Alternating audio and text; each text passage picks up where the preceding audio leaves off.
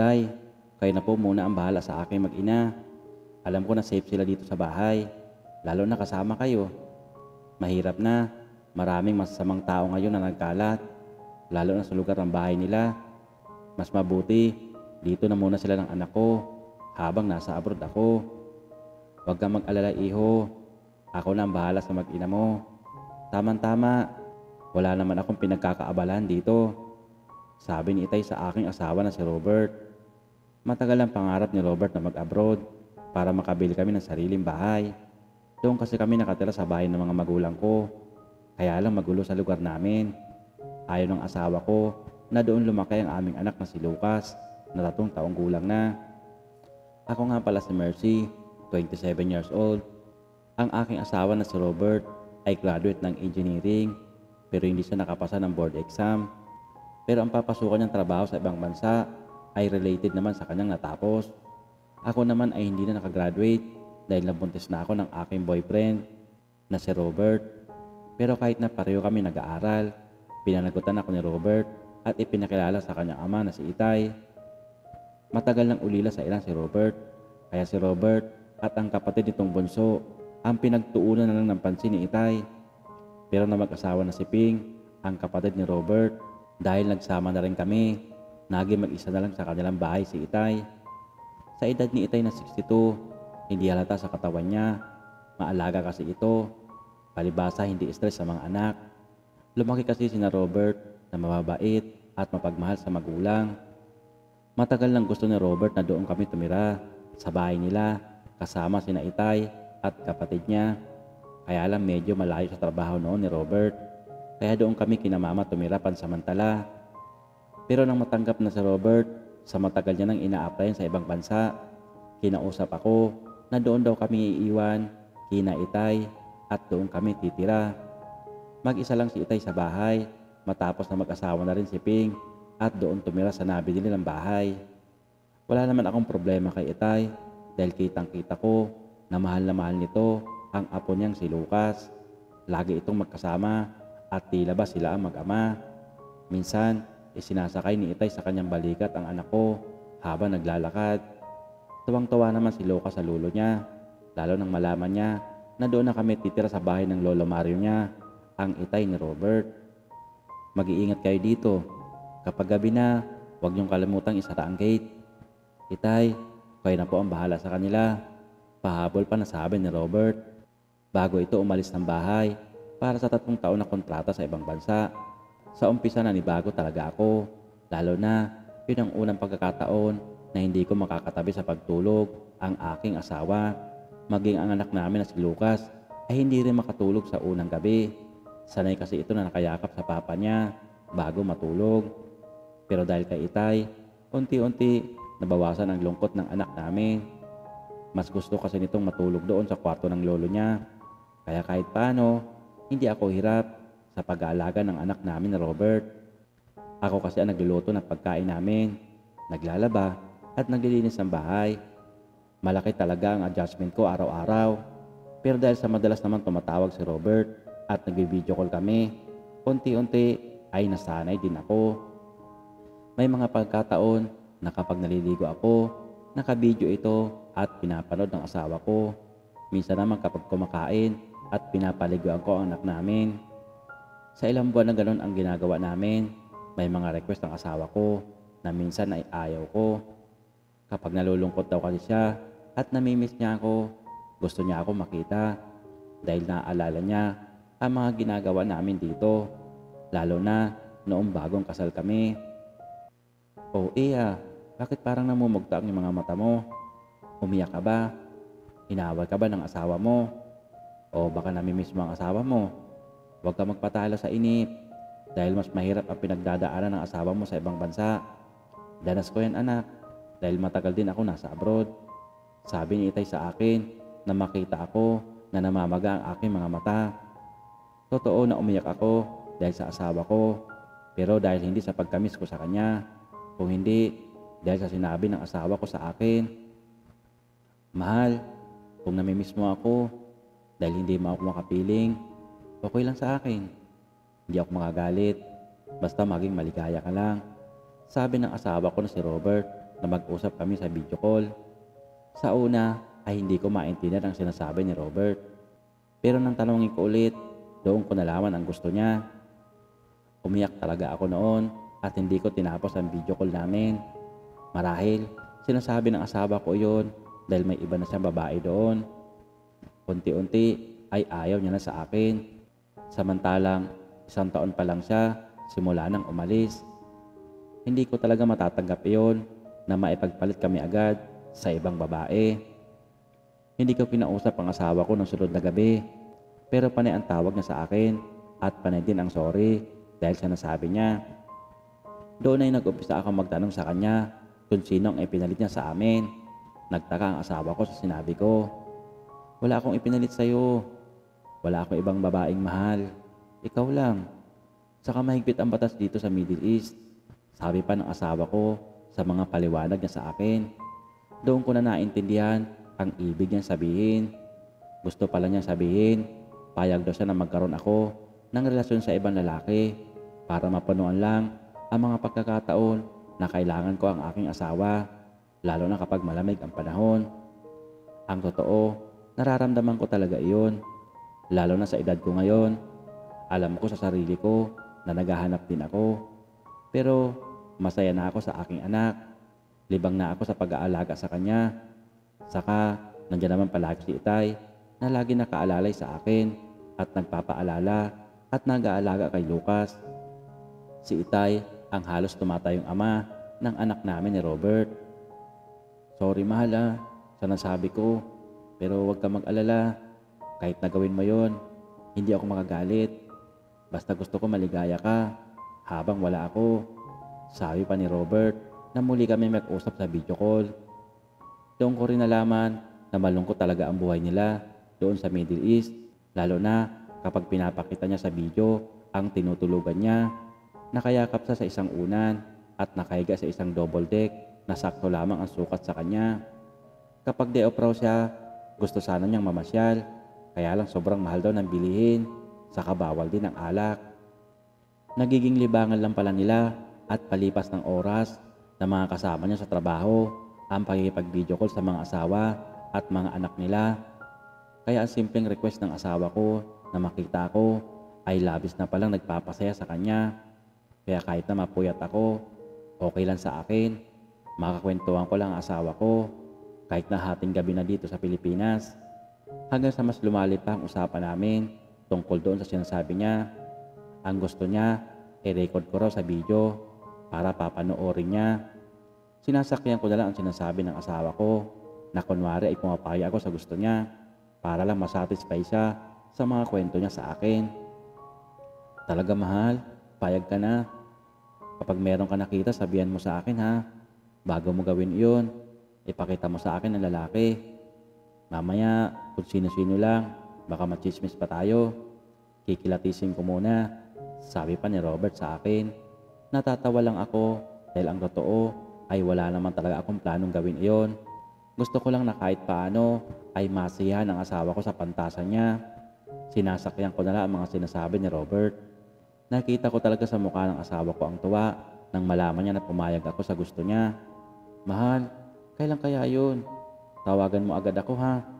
Excited na ako, sabi pa ni Robert. Ano ka ba? Hindi ganun kadali yun. Basta babalitaan kita. Sagot ko naman kay Robert bago kami matapos sa usapan. Pero lumipas pa ang mga linggo, panay ang tanong ni Robert sa akin tungkol doon. Wala naman akong masabi na petsa dahil ang totoo, wala naman talaga. Isa pa, sino naman lalaki ang kukunin ko? Doon ko naisip ang kumpara ni Robert na si Edward na bukod sa bata pa, malaki ang katawan dahil instructor ito sa isang gym. Pwede ko nakausapin iyon at kutsabahin na kunyari ay siya anak ko ako. Pagsapit nga ng Friday at tumawag ulit si Robert sa akin. Nag-drop name ako ng mga tao na kilala niya, pero ang lahat ng iyon ay reject sa kanya. Doon ko rin nalaman na hindi pwede si Edward dahil lalaki rin pala ang gusto noon. Panggap lang pala ang pagpapalaki ng katawan ng kumpare niya. Pero ang totoo, kumare niya pala ito. Natawa tuloy ako sa aking nalaman. Iya anak, dito mo na lang patulugin sa akin ang apo ko para naman masarap ang tulog mo. Isa pa, Kapag gabi yata tumatawag sa'yo ang asawa mo. Sige po itay, tamang-tama mamaya, tatawag na naman si Robert dahil day off yun bukas. Saka itay, mas gusto nga ni Lucas na matulog yan sa kwarto mo. Sige iha, sabi pa ni itay. Tumawag nga muli si Robert sa akin at halos magdamag kami nag-usap dahil wala nang istorbo. Nagawa ko ang ibang request ng asawa ko, kinantahan ko siya at sinayawan. Para bang halos magkatabi lang kami na nag-uusap. Masaya rin ako, lalo na makita ko na masaya ang asawa ko. Kahit paano ay napapalitan ang kalungkutan niya sa ibang bansa. Pero tulad ng dati, tinatanong muli ako doon sa sinasabi niya. Hindi ko nalang sinasagot dahil wala talaga akong masabi at wala talaga akong planong gawin iyon. Tanghali na ako gumising noon dahil sa pag-uusap namin ni Robert. Agad ko na pinuntahan si Lucas sa kwarto ng lolo niya. Nakita ko nga natulog pa ito. Iha, may nasabi pala sa akin si Robert na may bisita ka raw na darating. Sabihan mo ako ha, para makapagluto tayo ng pagkain. Nagtaka ako kay itay sa mga sinabi niya dahil wala naman akong bisita na inaasahan. Naisip ko agad na baka sinabi ni Robert sa tatay niya ang sinabi niya sa akin. Marahil para hindi magtaka si itay kapag may pinapunta ako dito sa bahay. Itay, matagal pa yun. Sabihan kita agad. Sabi ko sa tatay ng asawa ko, sabay pasok ulit sa kwarto. Kaya kinagabihan ng pagtawag muli ni Robert, tinanong ko ito. Sinabi mo ba kay itay ang plano mo? Nakakahiya naman, tanong ko kay Robert. Wala akong sinabi kay itay. Binanggit ko lang na baka may bisita ka na dumating para hindi siya magtaka. Alam mo, sa totoo lang, wala talaga akong bisita na darating dahil hindi ko kayang gawin ang sinasabi mo. Mahal kita, handa ako maghintay sa iyo sa pagbalik mo. Kalimutan mo na ang plano na yun. Pero mahal kung gusto mo lang naman. Hindi ko na pinatapos ang sinabi ni Robert at agad ko na inop ang cellphone ko at lumabas na ako ng kwarto. Doon, nakita muli ako ni itay na namumula ang mga mata. Iya anak, may problema ba? Nag-away ba kayo?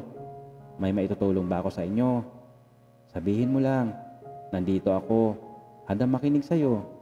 Kahit ano, sa abot ng aking makakaya, tutulong ako sa inyong mag-asawa. Itay, si Robert kasi may sinabi sa akin. Ano yun iha? Baka matulungan kita. Gusto ko sanang banggitin kay itay ang sinabi ni Robert, pero nahiya ako at ayaw ko nang malaman pa ni itay iyon. Ano iha anak?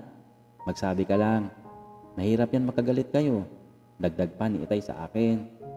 Itay, wala ito. Kunting tampuhan lang naman. Gano'n naman talaga ang mag-asawa, di ba itay? Oo naman iha. Ang nanay ni Robert, kahit noong nasa abroad din ako, nagkatalo din kami. Medyo silosa kasi yon, pero pinag-uusapan agad namin. Mahal ko ang nanay niya, kaya kahit alam ko na tama ako na lang nagpapakumbaba. Ganon talaga sa relasyon, iya. Pero kahit na ganon ang nanay ni Robert, mahal na mahal ko iyon. Kaya nga, kahit ilang taon nang wala ito, hindi na ako naghanapan ng ibang babae. Masaya na ako sa mga anak ko. Napalaki ko sila ng maayos at nakapagtapos naman sila. Doon lang ay nasabi ko na masaya na ako at kontento sa buhay. Kahit na matagal akong nasa abroad, pero wala akong naipon na pera. Dahil sa kwento ni itay sa akin, kahit paano nawala sa isip ko ang pag-uusap namin ni Robert. Doon ko rin lalo pang naintindihan ang kalagayan ng asawa ko sa ibang bansa. Naawa ako sa kanya. Doon ko na pag-isip-isip na baka pagbigyan ko ang sinasabi ng asawa ko. Itay, kumusta na kayo? Ang pamangking ko, nandyan ba? Sabi ni Ping, ang kapatid ni Robert, na narinig ko habang nasa loob ako ng kwarto. Dumadalaw kasi ito sa kanyang itay, isang beses sa isang buwan. May dala ito mga pagkain at pasalubong kay Lucas. Palibasa wala pang anak, kaya ang anak namin ni Robert ang laging espesyal sa kanila. Agad rin ako lumabas ng kwarto. Nakita ko na masayang-masaya ang anak namin. Nakarga-karga ni Ping. Ate, parang ang bilis lumaki ni Lucas ha. Ang bigat-bigat na. Sabi pa ni Ping sa akin. Oo nga, kaya sana Ping, mag-anak ka na rin. Para maragdagan na ang apo ko. Sabbit din ni itay. Itay hindi pa makatsamba eh. Sagot naman ni Ping. Sana si Kuya Robert, bago sana umalis, sinundan muna si Lucas. Di ba Ate Mercy? Sabay tingin sa akin ang bunsong kapatid ng asawa ko. Ako man ay gusto ko rin. Kaya lang napaaga ang alis ni Robert. Oo nga ate, pero hayaan mo.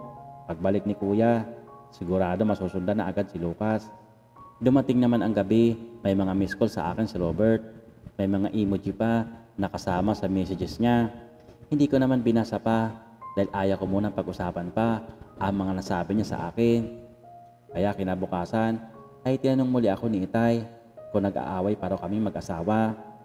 Hindi po kami nag-aaway, Itay. Hindi lang kami nakapag-usap kagabi dahil malakas ang ulan at mahina ang internet. Hindi ko nga po nabasa ang chat niya sa akin. Kaya pala sa akin nag-text si Robert. Kinukumusta kayo? Kaya naisip ko, baka hindi pa kayo nag-uusap ni Robert. Wala yun, Itay. Okay po kami ni Robert. Sabi ko kay Itay. Basta iha, magsabi ka lang kapag may problema ka. Sabi pang muli ni Itay sa akin habang nilalaro muli ang kanyang apo. Ako naman ay bumalik muli sa akin labahin na hindi ko natapos kahapon dahil sa biglang pagbuhos ng ulan. Kaya hindi ko na isampay ang ibang labahan ko. Pagkatapos ko magsampay, pinuntahan ko si Lucas sa kwarto ng lolo niya para yayahin ko sanang kumain. Pero wala doon si Lucas. Naabutan ko na nakahiga si Itay. Nakasuot ito ng puting sando at boxer short. Bigla tuloy akong nahiya at agad akong tumalikod palabas ng pinto. Iha, isinama pala ni Ping si Lucas. May bibilin lang daw dyan, malapit sa department store. Hindi ko na nasabi sa'yo kanina. Alam ko kasi naabala ka sa ginagawa mo. Nang marinig ko ang mga salita ni Itay, humarap muli ako sa kanya. Nasabi na po pala ni Ping sa akin iyon nakaraan pa. Ngayon pala sila umalis. Sabi ko kay Itay, Iha anak, okay na ba kayo ng asawa mo? Nag-usap na ba kayo? Hindi ko masagot si Itay dahil hindi ko pa muling kinausap si Robert. Okay po kami, Itay. Ang sagot ko sa ama ng asawa ko. Kilala ko si Robert kapag may problema yon. Tumawag na sa akin kagabi, nagtatanong tungkol sa'yo. Sabi ko naman sa'yo, nandito ang Itay mo. Maaari mo akong sabihin ng problema mo. Sabi pa ni Itay sa akin. Dahil sa mga narinig ko sa sinabi muli ni Itay at alam ko na kami lang ang tao doon sa bahay, doon ko na naisip na magsabi kay Itay. Unti-unti ay ikinuwento ko sa kanya ang binanggit ng asawa ko. Mula nung umpisang usapan namin ni Robert, nakatitig lang si Itay sa akin. Matyagasang nakinig sa mga kwento ko. Sinabi ko ang lahat kay Itay. Kahit na ang sinasabi ni Robert na bisita ko na darating. Wala po talagang ganong darating, Itay. Huling sabi ko sa ama ng aking asawa. Oo nga, Iha. Tsaka mahirap yun. Baka meron naman ibang option na gagawin. Hayaan mo, kakausapin ko si Robert tungkol dyan. Naku, Itay, wag na po. Wag po ninyong sasabihin kay Robert na sinabi ko sa inyo. Baka magalit yun sa akin. So, ano na lang gagawin mo? Susunod ka na lang sa gusto ng asawa mo. Hindi maaari yun. Sabi pa ni Itay sa akin. Pero Itay wag na po. Hirap na sa trabaho si Robert doon. Kawawa naman siya. Baka ma-stress lang siya doon. Mahal ko po si Robert. Kaya nga para mabawasan man lang ang pagod niya sa trabaho. Kapag nag-uusap kami, kinakantahan ko siya ng paborito niyang kanta namin. O sige Iha, ikaw ang bahala. Basta kausapin mo ang asawa mo para hindi rin siya mag-isip at mag-alala sa'yo. Basta ako, nandito lang para sa inyo. Tutulong ako sa abot ng aking makakaya. Magsabi ka lang. Salamat po Itay, dahil lagi kayong nandyan. Lagi kayong nakahandang tumulong sa amin. Ano pa ba ang silbi ko kung hindi ko kayo matutulungan? Matagal na akong mag-isa sa buhay. Kaya kayo na lang ng mga anak ko at apo ang mahalaga sa akin. Sabi pa ni Itay sa akin bago ako lumabas ng kwarto niya. Medyo lumawag din ang pakiramdam ko dahil sa pagkakasabi ko ng aking problema kay Itay. Nang sumunod na gabi nga ay kinausap ko na ang aking asawa. Masaya kami nagkwentuhan. Muli naming binalikan ang masayang alaala namin noon hanggang sa muling nabanggit ni Robert ang nasabi niya sa akin. Kalimutan ko na daw iyon. Natuwa naman ako sa aking narinig. Kahit na ang totoo ay namimiss ko na ang asawa ko. Sakto kasi 2 taon na sa abroad. Naging madalas muli ang usapan namin ni Robert. Madalas video call kami kasama si Lucas. Minsan, kahit nasa sala ako at naglilinis, naka-open ang camera at pinapanood kami ni Robert. Tuluyan na nga kinalimutan ni Robert ang hiling niya sa akin at hindi na rin namin iyon pinag-usapan pa. Pero may isang gabing malakas ang ulan, masyadong malamig ang panahon. Kinausap ko si Lucas na doon na lang matulog sa kwarto ko para may katabi ako. Pero mas gusto niyang doon sa lolo niya matulog. Spoiled kasi ito sa lolo niya. Hinahayaan lang kasi ni Itay na maglaro si Lucas hanggang sa mapagod at makatulog. Huwag mo na lang pilitin anak. Mamaya kapag tulog na si Lucas, bubuhatin ko na lang at dadalhin ko dyan sa kwarto mo. Sabi ni Itay sa akin. Sige po Itay, salamat po. Sabi ko kay Itay. Bago ako pumasok sa aking kwarto at nahiga na rin. Tulad ng madalas ko na ginagawa, sinusuot ko ang maluwag na t-shirt ni Robert at yun ang tanging suot ko na pantulog. Kahit paano ay nararamdaman ko na yakap din ako ng aking asawa. Nagising na lang ako na mag-uumaga na, katabi ko na si Lucas. Hindi ko napansin na dinala ni Itay si Lucas kagabi. Napasarap ang tulog ko. Palibasa, malamig ang panahon. Itay, hindi ko na napansin ang pagdala mo kay Lucas kagabi. Nakatulog na ako. Sabi ko kay Itay habang kumakain kami ng almusal. Oo nga mukhang napagod ka kaya di na kita ginising. Nilapag ko na lang dahan-dahan si Lucas. Saka nga pala Iha, nasabi ba sa'yo ni Ping na isasama niya si Lucas sa kanila? Mamimilaw kasi ng mga gamit sa school at ipamimili din si Lucas. Opo Itay, nasabi niya sa akin. Doon na lang daw nila patutulugon muna si Lucas. Baka kasi gabihin sila, medyo malayo pa naman sila dito. Excited na nga ang apo ko. Sabi pa ni Itay, sabay napatingin sa akin. Kumusta pala ang usapan ninyo ni Robert? Okay na ba kayo?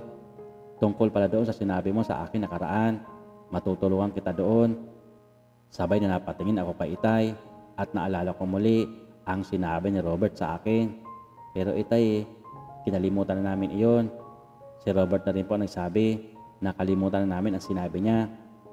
Pero anak sigurado ka. Kilala ko yan si Robert. Bakit kaya hindi mo pagbigyan? Try mo lang. Kung iyon naman ang makapagbibigay ng kasiyahan sa asawa mo. Pero Itay, sino naman kaya? May kilala ba kayo? Ikaw din ang may sabi sa akin na mahirap yan dahil baka matismis ang pamilya natin. Hindi mangyayari yun Iha dahil hindi naman tayo lalabas pa. Sabi pa ni Itay sa akin. Doon ko na naintindihan ang gustong sabihin ni Itay. Tama nga, matutulungan nga ako ni Itay, ang ama ng aking asawa. Kinagabihan nga pagtawag ni Robert sa akin, masaya ako nagbalita sa kanya. Kitang-kita ko ang ngiti sa mukha ng asawa ko nang sabihin ko sa kanya ang tungkol sa sinabi niya sa akin noon at pumayag na ako. Huwag ka magmadali, basta ikakwento ko na lang sa'yo kapag tapos na, sabi ko pa kay Robert. Masayang-masaya nga si Robert ng gabing iyon matapos na ibalita ko sa kanya. Pero ng gabing iyon, matapos ang pag-uusap namin ni Robert, inihanda ko na ang camera ng aking cellphone. Patago ko itong inilagay sa hindi makikitang lugar at inirecord ko ang bawat mangyayari sa loob ng kwartong iyon. Tama nga si Robert, kailangan ko talaga ng ganito dahil sa loob ng 2 taon, muli na naman ako naging maligaya. At sigurado ako na magiging maligaya din si Robert kapag napanood niya ang bidyong ipapadala ko sa kanya. Kinabukasan, masaya din si Itay at pasipol-sipol pa ito habang nagwawalis sa bakura namin. Masaya si Itay dahil alam niya na bati na kami ng anak niya at hindi na muli kami mag-aaway ni Robert dahil nandiyan palagi si Itay na handang tumulong at magbigay ng ligaya sa akin. Sana nga lang maging masaya si Robert kapag nakita niya na ang bidyong ipapadala ko sa kanya.